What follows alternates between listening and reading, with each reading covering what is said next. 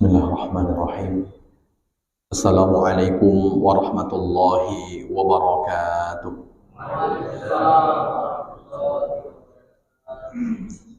Alhamdulillahillazi arsala rasulahu bil huda wa dinil haqq liyuzhirahu 'alad dini kullih wa kafa billahi shahida. Asyhadu an la ilaha illallah wa asyhadu anna Muhammadan 'abduhu wa rasuluh. Allahumma salli wa sallim wa barik ala Muhammadin wa ala alihi wa ashabihi wa man tabi'al huda. Subhanaka la ilma lana illa ma 'allamtana innaka antal alimul hakim.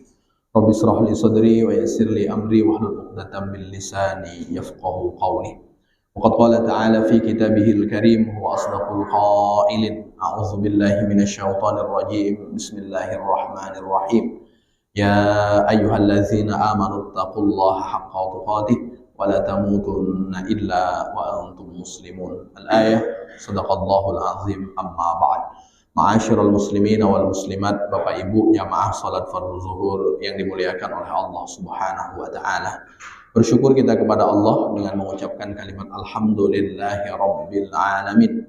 Sampai siang hari ini Allah masih perkenankan kita untuk menambah timbangan amal kebaikan kita dengan melangkahkan kaki, mengayunkan tangan guna memenuhi panggilan Allah. Semoga apa yang kita lakukan mendapat ridho dari Allah Subhanahu wa taala. Amin ya rabbal alamin.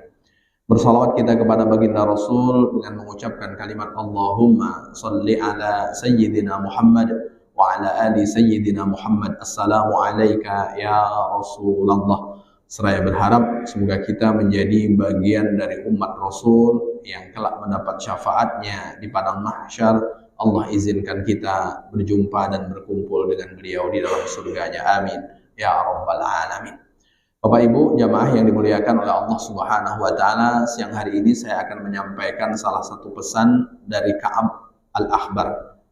Ka'ab al-Ahbar ini salah satu pembesar Yahudi masuk Islam pada masa Khalifah Umar bin Khattab radhiyallahu anhu.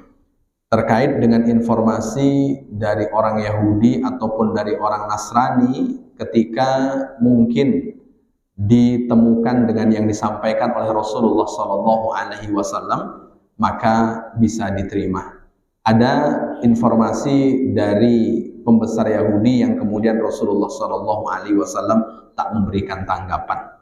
Lalu di antara yang tidak bertentangan dengan apa yang dipesankan oleh baginda Rasulullah SAW, dan pesan ini tentu setelah Ka'ab al-Ahbar masuk Islam. Beliau memberikan pernyataan hisnul mu'min salasun. Ada 3 hal yang akan menjadi benteng bagi orang yang beriman. Maka ketika 3 hal ini bisa dilakukan, maka dia akan terbentengi minasyaiton, dari godaan syaitan. Lalu kemudian dari 3 itu, pertama kata beliau al-masjidu hisnun. Masjid itu adalah benteng. Maka tempat yang paling Allah Subhanahu wa taala sukai di muka bumi ini adalah masjid. Seperti yang Rasulullah SAW sebutkan, ahabbul biladi ilallahi masajiduha. Tempat yang paling Allah senangi itu adalah masjid-masjidnya. Maka kalau ingin menjadi orang yang Allah Subhanahu wa taala berikan benteng, Allah Subhanahu wa taala berikan penjagaan supaya tidak mudah digoda oleh syaitan, maka tempat yang akan menyelamatkan orang tersebut tak lain dan tak bukan adalah masjid.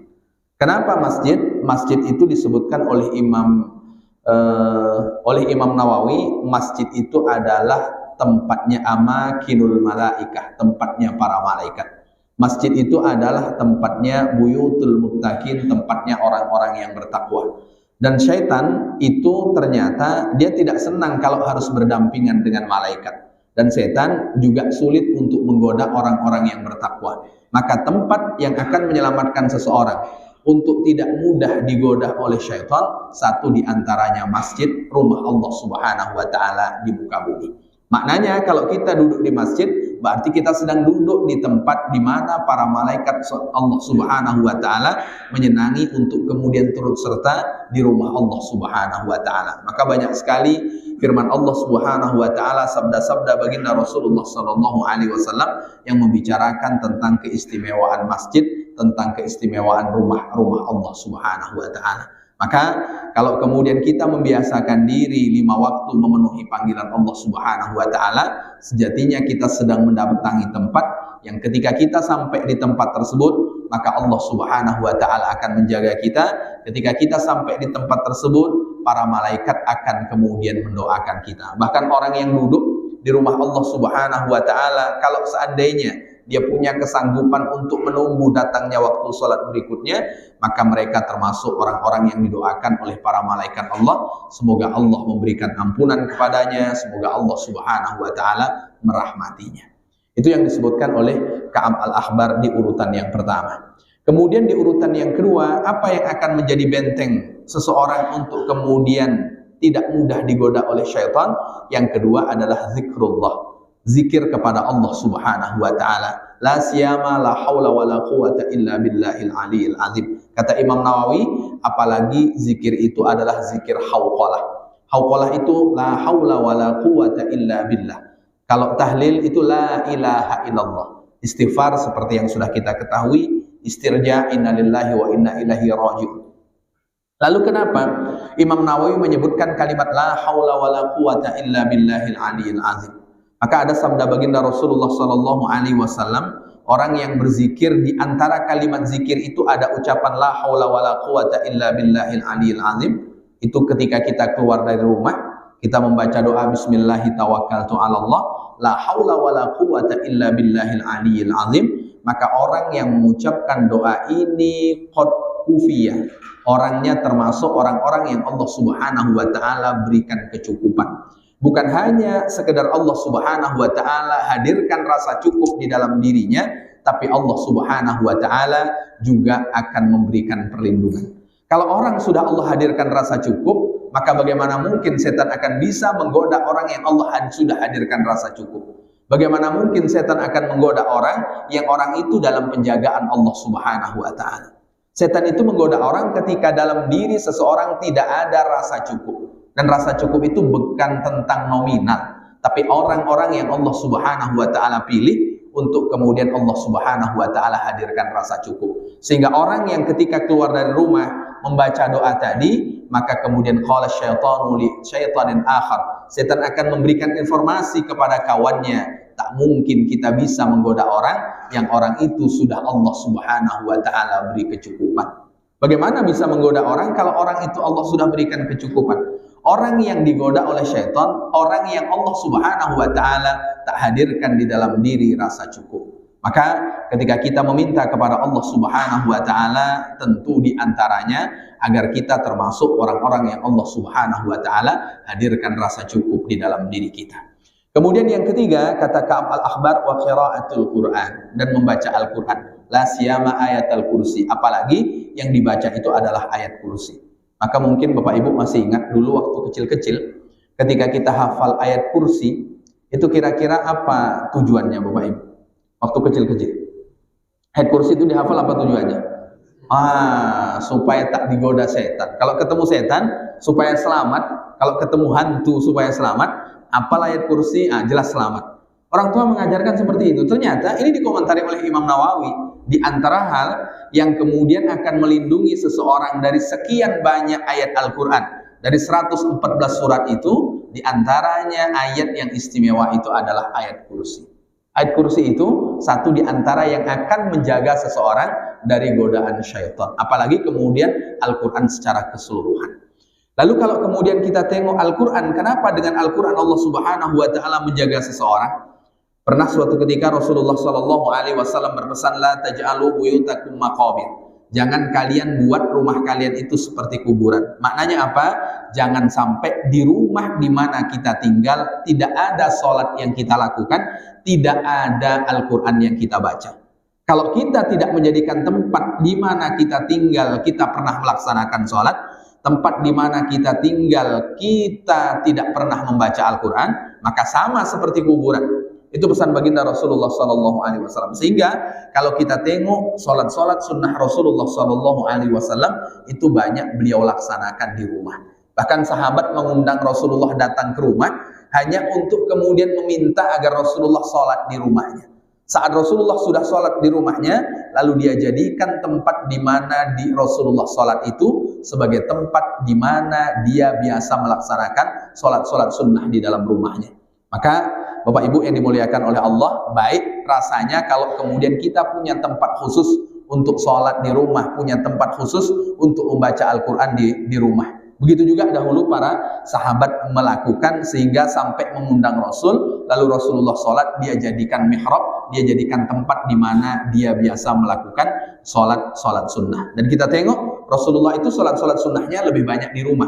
Qobliyah ba'diyah itu lebih banyak di rumah. Tapi perlu kita garis bawahi, rumah Rasulullah itu hanya bersebelahan dengan Masjid Nabawi. Kalau kita rumahnya jauh, sholat sunnah di rumah sampai ke masjid dah ketinggalan 1 rakaat. Nah, itu Rasulullah SAW. Jadi jadikan rumah kita itu satu di antara rumah yang pernah kita bacakan Al-Quran, di antara rumah yang kemudian ada sholat sunnah yang kemudian kita melakukan di dalamnya. Lalu kemudian setelah itu apa kata Rasulullah? Fa inna syaitan, maka sesungguhnya syaitan yanfirru minal baitil ladzi tuqra fihi suratul Baqarah. Sesungguhnya setan tidak akan gemar atau kemudian dia akan pergi dari rumah yang di rumah itu dibacakan surat Al-Baqarah. Nah, ini menunjukkan bahwa Al-Quran satu di antara yang akan membentengi seseorang dari syaitan, yang akan membentengi seseorang untuk kemudian tidak digoda oleh jin yang tidak baik. Maka bagaimana? Di antaranya kalau rumah yang kita tinggal ya bacakan surat Al-Baqarah. Bapak Ibu yang dimuliakan oleh Allah Subhanahu wa taala, mungkin di antara kita ada yang baru beli rumah, di antara kita ada yang sudah beli tanah tapi baru akan membuat rumah. Mungkin kita akan pindah kontrakan atau kemudian kita akan pindah tugas, lalu kemudian kita akan menempati tempat yang baru, maka satu di antaranya sempatkan untuk membacakan surat Al-Baqarah. Supaya apa? Supaya hadir ketentraman di rumah kita tinggal. Tapi kalau kita buat rumah baru, lalu kemudian kita tinggal di tempat baru, kita undang organ tunggal,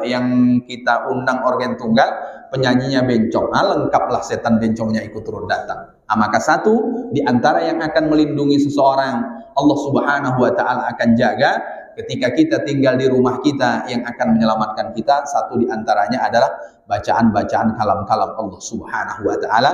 Dan di antara surat yang punya keistimewaan yang Rasulullah SAW sebutkan selain ayat kursi adalah surat Al-Baqarah. Bahkan dalam riwayat yang lain kata Abu Umamah Al-Bahili, Al-Baqarah dengan Ali Imran ka'annahuma ghamamatani, kelak di hari kiamat surat itu akan menjadi 2 gumpalan mendung. Bagi siapa?